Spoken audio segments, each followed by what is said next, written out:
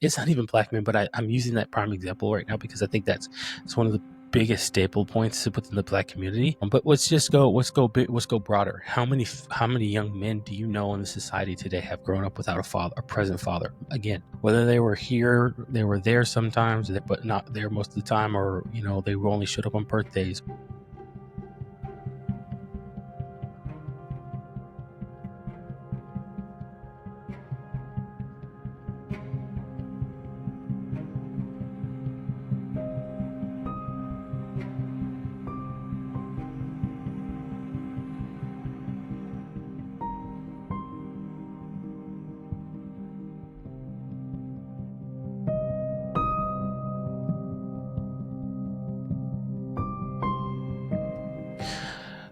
Elon Musk has 14 kids, and I know all of you. I'm sure all of you have seen the news, understand, and know this by now. So this is not a surprise. But for me, here on the Mediocre Dads podcast, one of the things that begs the question for me is he has 14 kids, and do any of his kids actually know his heart, know who he is as an individual or as a father, what fatherhood means to him? Now, there were reports about this previously, and I'm not here to just crap on Elon Musk. What I am here to do to bring to light is the fact that I think that we live in a culture today that will clap and commend people for having kids, but then not being responsible for those kids.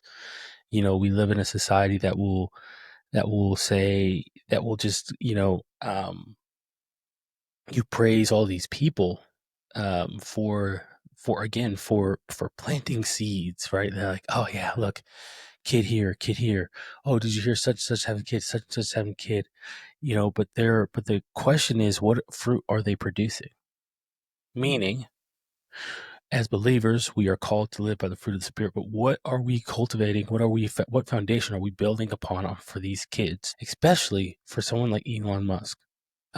This is why for me, I think this is a conversation that is gonna get me in trouble, but this is why for me is I wholeheartedly believe that there's one man, one woman, and that's what makes relationship. This polygamy, this idea that, hey, a man can have multiple wives, a man can have multiple partners is a farce. It's a facade. It's a facade, I think, into the weakness of men, or into weak men who want to feel like kings, or who want to feel like get this feeling of like I'm superior, when in all actuality you're not doing anything. Like it's crazy. But we're gonna get into it, guys. My name's Quan. I go by Q, host of the Mediocre Dads podcast, where being mediocre is a choice, and you have to refuse to be mediocre every single day. We are gonna get into this nitty gritty of this conversation. But and I'm gonna start here. Forgive me, I got some notes. I don't usually do notes, but I got some notes, and I want to keep on track here. So we're gonna start with how the culture glorifies. The culture will glorify reproduction, and I like that word, reproduction. It's a more PG or a PC, politically correct, right there, right? But not responsibility. We used to hold men accountable. I'll say it like this: we used to hold men accountable to the extent that, hey, you had a kid, or you got this girl pregnant, and now you need to do all of the things that is required of you, that is expected of you, that come from those actions of getting this young woman pregnant, or this person pregnant, or this woman pregnant, right? And we used to, men used to stand up and say, you know what? Okay, I'm going to marry this woman. If I was willing to bed this woman, then I'm going to marry this one. Now, this was not the complete case. This is not 100% 100% case of matter of fact, but it was a lot of people who grew up and who had good morals and values. That was the belief. It's like, hey, I'm gonna marry this woman now, and they would get married, and some of them would have long lasting relationships, and some of them would unfortunately fail. But the idea, the premise behind it was still like, hey, I'm going to marry this woman because I did it. I did an action. Now I have to bear the responsibility of what comes with that. But nowadays we don't do that, especially in black homes. Oh my gosh. And I know this is beating the dead horse, but in black homes in particular, we're not black father. How many fathers how many young black men do you know who grew up without a father, or without a present father, who was not in the same home, or just a father who was here and there. He was here sometimes, but they're gone most of the time. How many people do you know? How many black men do you know that grew up with a father like that?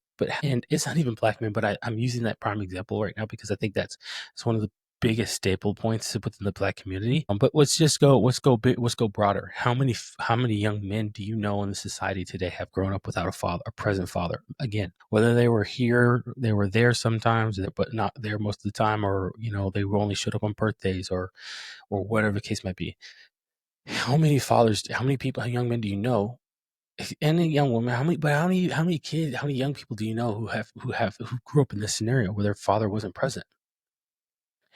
And I don't want to get into the weeds of why and how they weren't present, but this is my problem. My issue is kids who are being raised without fathers.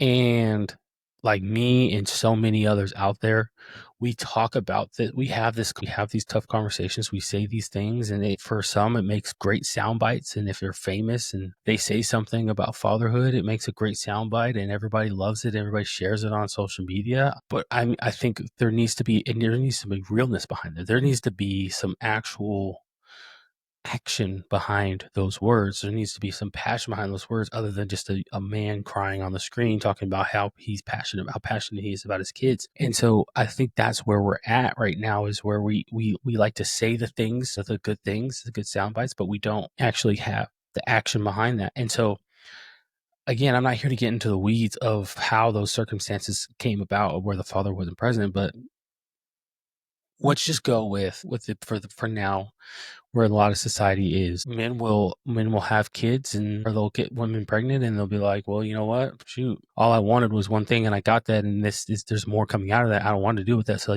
they won't participate. They won't be active participants. They'll just leave, and they'll just act like she never existed, and leaving women to raise, leaving this young mom to raise a child by herself, to be a single mom. And the cycle just continues, and the cycle never breaks. And I have a belief, and you can check out my previous videos on how this happens. It's just which I'll get into it. So my belief in why this happens and how this happens in particular, and this is really simple, but is it was how is that young man being raised up? How is that young woman being raised up? What was the foundation in which they were raised upon? And if they had a good solid foundation that they were raised upon, well, then you didn't have the issue of, if this happened, that neither party knew what to do from here. No, they were like, again, it was, we did this thing. Now we need to figure out how we raise these young kids into a life, and creating a life for them. So anyway, I don't want to get into the nitty gritty, the weeds of that, but Elon Musk is a prime example of this. Elon Musk has had 14 kids. He has 14 kids, and the was it the Wall Street Journal? I think it was. Yeah, the Wall Street Journal came up with this story, and it was talking about how Elon Musk is so eager to create a legion of children. And hold on, let me go to the tactics it's the Wall Street Journal. The tactics Elon Musk uses to manage his legion of babies and their mothers. And Ashley St. Clair is on there, is the main headline right now, because Ashley St. Clair was the recent mother of his recent child. And it goes on to talk about how he manages them financially, and and whatnot, and how his goal is to essentially reproduce, or yeah, obviously reproduce, but create, because he sees there a disparity in the disparaging, uh, in the, what's that called? I'm having on a blank here.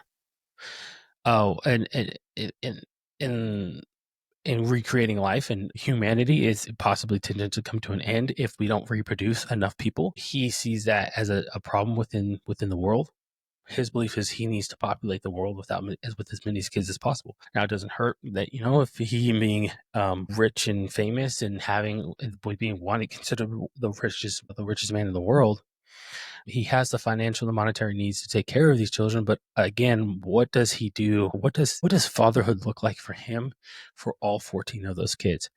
One of his kids is a transgender. And listen, as a Christian, we're called to love everybody. And I do love everybody, right? Like, I do have a genuine care for everybody, but that does not mean that I need to, that I get to, my love for you is by acknowledging the life that you're living is in sin. And so for Elon Musk's kid who is a transgender, that for me just goes to show an example of a father who is not present enough to help raise up their kid in the right way. Because I'm not saying if that your kids don't want to be disobedient, even if you raise them up in how they should be raised. But I will say is you have a more successful rate, a higher rate of success if you raise them up how they should be. And so Elon Musk here, what does he do? I don't know what his fatherhood looks like, but again, he's always in the news. He's always out doing what he's doing. SpaceX. He's always in the news, but he's busy. He's a busy man. Managing his businesses, Tesla, SpaceX. So like he's not this. He manages all those companies and he's very successful. But again, how does who is like him, who is busy all the time, how does he provide his kids with that father, the time that their kids need with their dad? How does he provide that? And I don't know. Again, I'm not here to claim to know, to have some inside scoop on Elon Musk and how he's raising his kids, but um, I can look at some of the things, like such as, again, one of his kids who is a full blown transgender, who comes out against him and speaks against their dad, Elon Musk, and this to me is just a prime example of, so did he spend adequate time with that kid in order to help build this kid's confidence and bring him to the point where they didn't feel like they need to get to that route? Or was he more concerned with, I got to build these companies, which again, success in fatherhood or hard things to manage and to balance. And I mean that, I don't mean being a successful father. What I mean by that is success in your business life, in your professional life, but then also success as a father, right? You have to balance those two, and hopefully that your kids will have some understanding that while you're trying to be successful and to provide for them and to provide some form of a bigger and better life for them that you didn't have, possibly, that means there are some things that you're going to miss. But it's not because you don't want to be with them, it's because you want them to have the opportunities that you didn't have before. But again, when our kids get older, a lot of times they don't care about those things. They just said, I just wish I had more time with my dad. And so it's a balancing act, and it's a difficult balancing act. And like I said, Elon Musk is a very busy individual. 14 kids. I don't think he's being a father to every one of those kids. I don't. Again, I just don't think he is. And I think that it's unfair to those kids, they have a very wealthy dad, but it's unfair to those kids. I wanted to bring up a verse that I think is important here, right? Because I think it would be different if Elon Musk was married at one point, and I think he had 4 kids with his ex-wife. But I want to bring up a verse, and this is Genesis 2:24, English Standard Version. Therefore, a man shall leave his father and his mother and hold fast to his wife, and they should become one flesh. This, why I think having one woman, being one man woman, is imperative. And this is, for me, this is the basis of this episode, is a one man woman.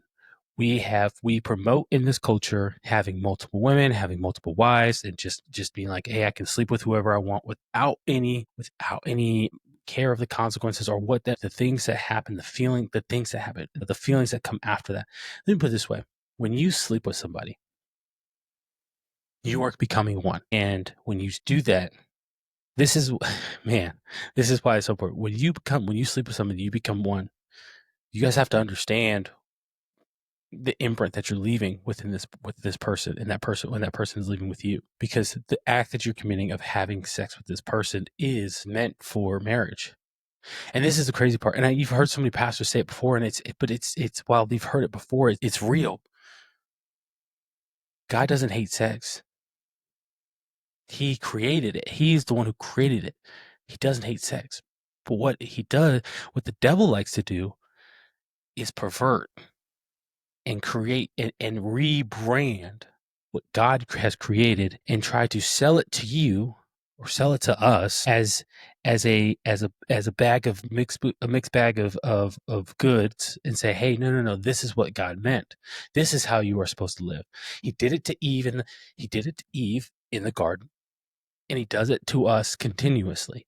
He did it to Jesus when he tried to tempt Jesus when Jesus was fasting for 40 days. And he's out in the desert, and towards the end of the fast, Satan showed up, and he told him, hey, I'll give you all these things. I'll turn this, if you say who you are, but he turned this stone into bread. If you say you were God, right? I'll give you, go to the highest mountain. He said, I'll give you all of this, all these riches and all these lands. Why would he, again, why is he offering, why the devil is offering him his own stuff? But I said, all you have to do is take it, bow down and worship me. He tried to get Jesus to worship him. He tried to take what God had made, what God had put in place to help us. He tried to pervert it, and he tried to make it his. And that's what the devil does. So what's my point here?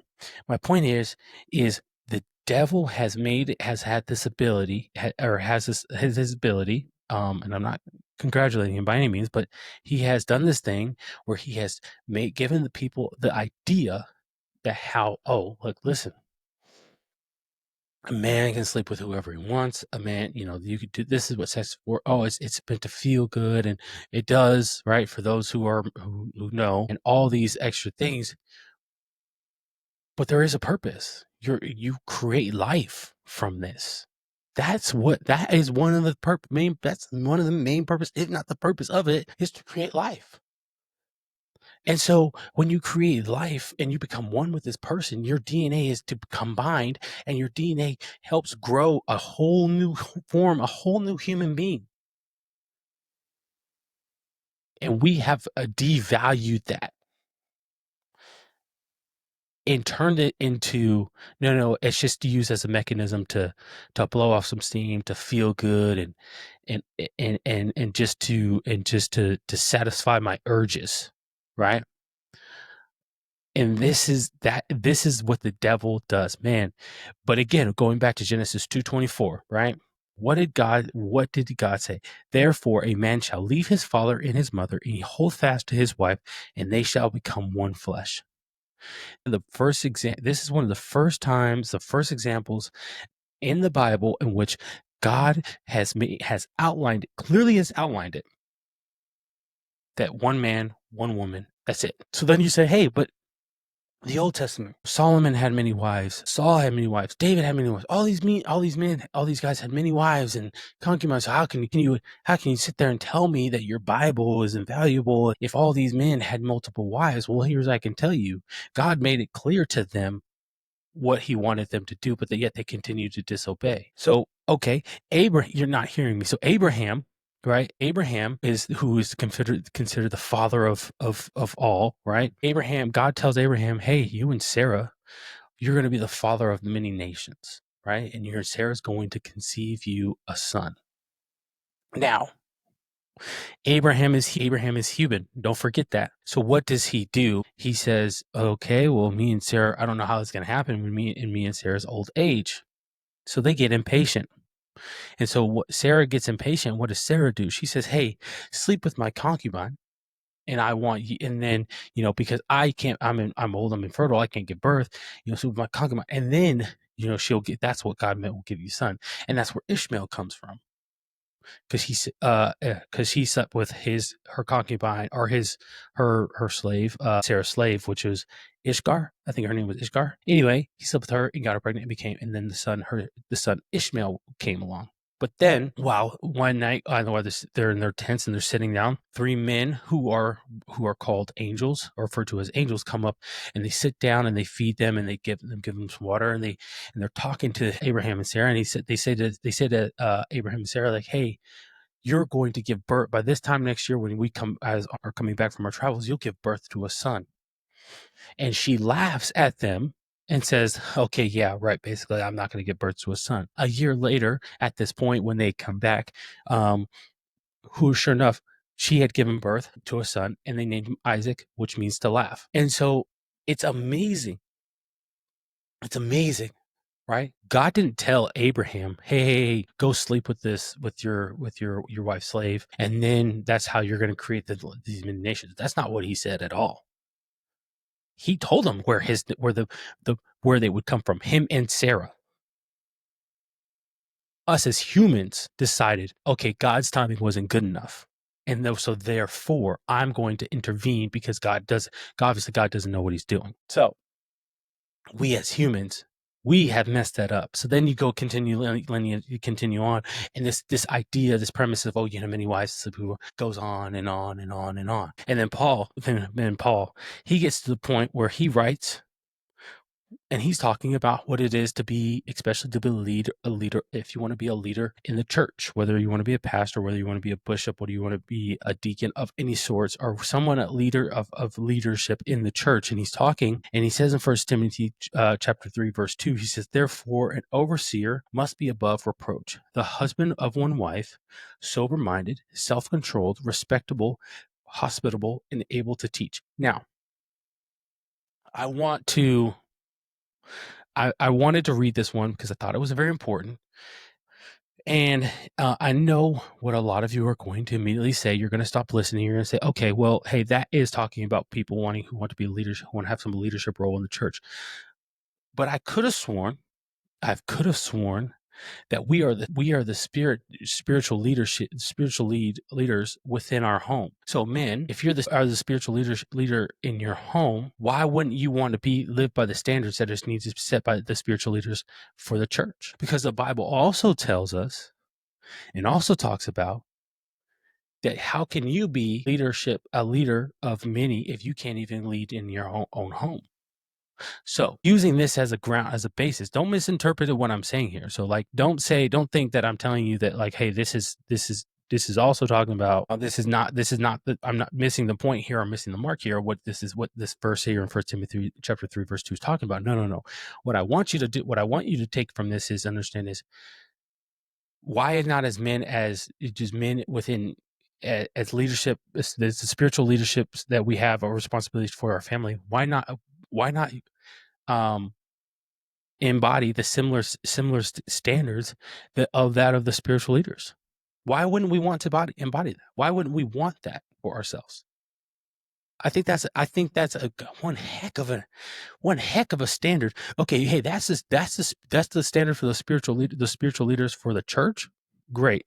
I need to make sure I can meet that mark. Not to say I'm not going to be a pastor one day. Not to say every Christian, every man needs to become a pastor one day. But if I can meet that mark, that means I can meet the other marks that are required of me, right? And again, don't miss what I'm saying here, guys. But I think there are different there are several standards that there are standards in the Bible that we as men need to be living by. And even if we're not going to be spiritual leaders, even if we're not going to be deacons, even if we're not going to be bishops, even if we're not going to be pastors, we are still called to serve. And if we're going to help serve in our church, and as we should be, we should still have these. We should still have these these trademarks, these standards, these values as men. And so, I think it's this. The Bible does it perfect. Articulates this perfectly. But man, and the man with our flesh and our desire to sin, and because we're slaves to sin and we're slaves to our flesh a lot. But those who have been made free by acknowledging and accepting Jesus Christ into their heart, man, oh man, that battle, it's a spiritual battle, and the devil is, listen, y'all. The devil he is out here to kill, steal, and destroy. He wants to destroy those who acknowledge and who believe in Jesus, who call him who believe him to be the Messiah, who believe that he died on the cross, and not only died on the cross, but 3 days later was resurrected, and now is seated at the right hand of the Father. Hear me when I tell you guys this. The devil doesn't like that. He hates that, because misery loves company, and he wants all of us to be like him. So here's my thing. We have this perversion that was created, that the devil helped create, and man continues to promote this idea that you can have many wives or many girlfriends or whatever, whether it's Top G or Myron Gaines or whomever out there, right? This idea, this premise that you can just go and sleep with anybody without and just no regard for, just as a because that's what you're supposed to as a man, is stupid and is foolish. It is stupid and is foolish, man. I love my wife more than anything. Like, guys, I think my wife has brought me 3 kids to this world. And I see my wife and I think she's perfect. I think she's perfect. She's beautiful. Because her body has gone through so many changes, growing children and having those children, and her body is forever scarred in a way that they can never come. It's hard to recover from that, from having kids, giving birth, especially to 3 kids. But I think she is the most beautiful woman in the world, because not only because I married her, because she's given me 3 beautiful kids. That for me is, she's enough. She's everything I need. She's everything that I asked for. So as men, as Christian men, we need to be a one-man type of woman. You know what? There's an example. There's this. I'm reading this book, and I'm slow with reading books because kids. But it's called Point Man by Steve Farah. I think all of you should get this. All of you should get this book. It was recommended to me. What was his? I want to give him a shout out because he is an amazing podcaster. And let me go to his channel here. Where'd he go? Shout out to all my dad podcasters out there. Where'd he go? I just sent. There we go. Young Dad Podcast. All right. Go check him out on Instagram. Go check out his YouTube, the Young Dad Podcast. He's dope, guys. Go check him out. Okay. Let me see if I can get this camera. Go check him out, the Young Dad Podcast. Jay, shout out to Jay. Okay, he's freaking awesome, dude. We were talking back in November, and he recommended me a few books, but one of them in particular that he recommended while we were on the show was Point Man. And I have been reading this book, and I got it for Christmas. And I've been reading it slowly but surely, and I love this book. I mean, the moment I opened it, I started reading it, I was in it. And there's a chapter in here called "The One Man Wife." Or a one woman type of man. And let me go to this chapter. Let me find it here. It's chapter 4, a one woman kind of man. And I want to read to you the beginning. It says of chapter 4, it says, Hernán Cortés had a plan. He wanted to lead an expedition into Mexico to capture its vast treasures. When he told the Spanish governor his strategy, the governor got so excited that he gave him 11 ships and 700 men. Little did the governor know that Cortés had failed to tell him the entire plan. After months of travel, the 11 ships landed in Veracruz in the spring of 1519. As soon as the men unloaded the ships, Cortés instituted the rest of his plan. He burned the ships.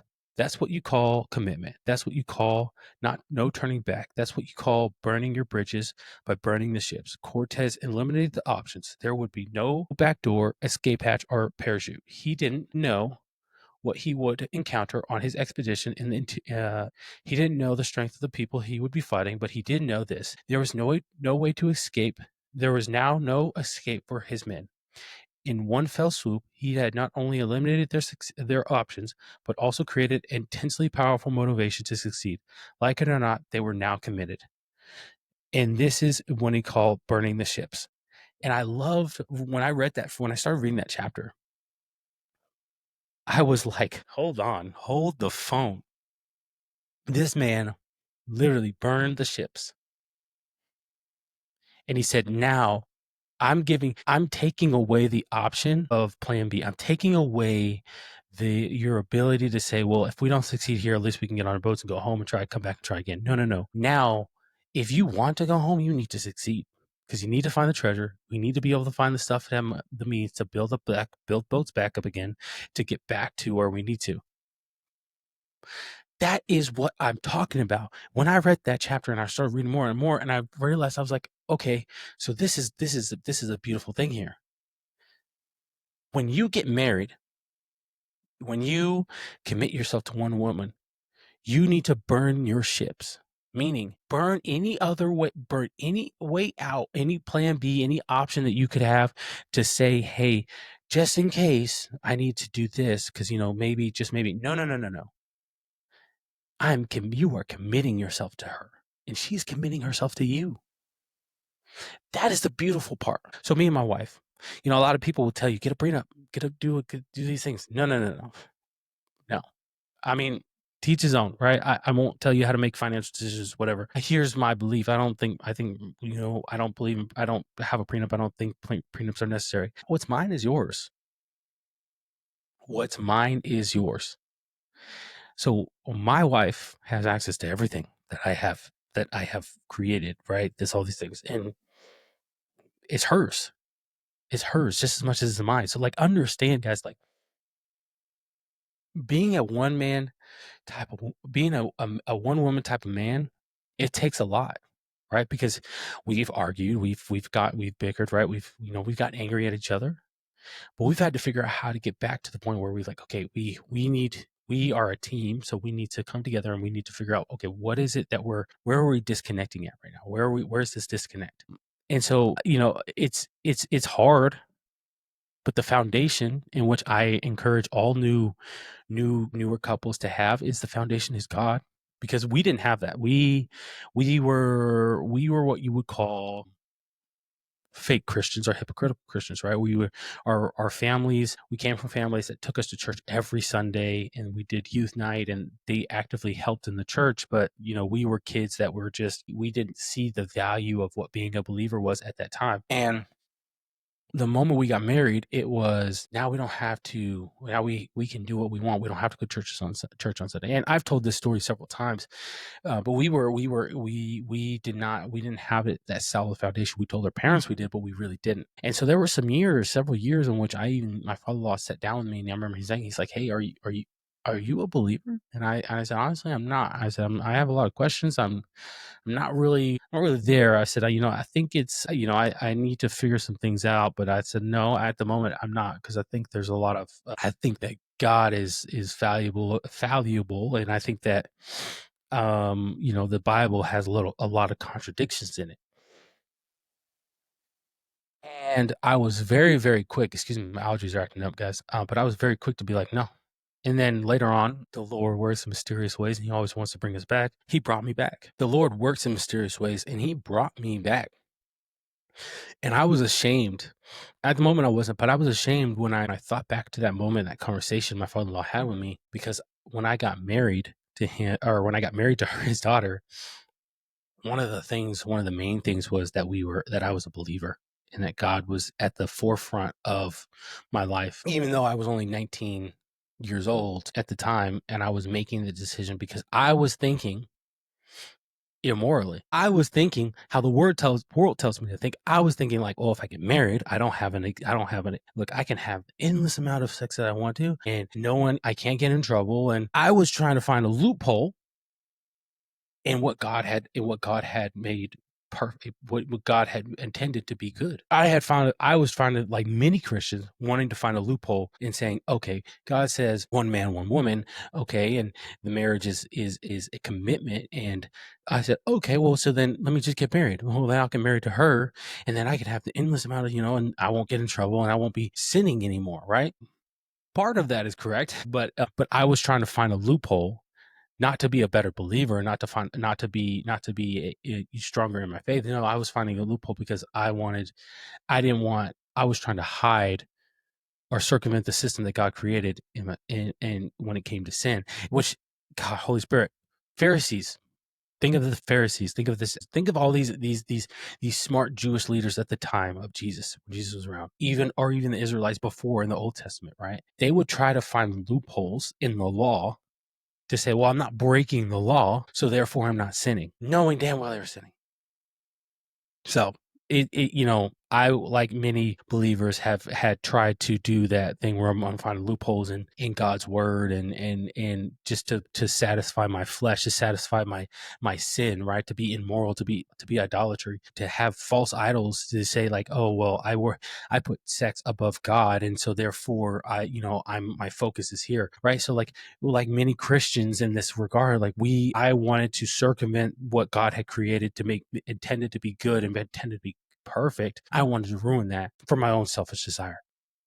And so, but the Lord, He is an amazing. God is so good, guys, because He has changed my life to the point where it is now, where I I can never imagine saying the things that I said back when I was young, as if there were no consequence. I couldn't imagine saying those things now.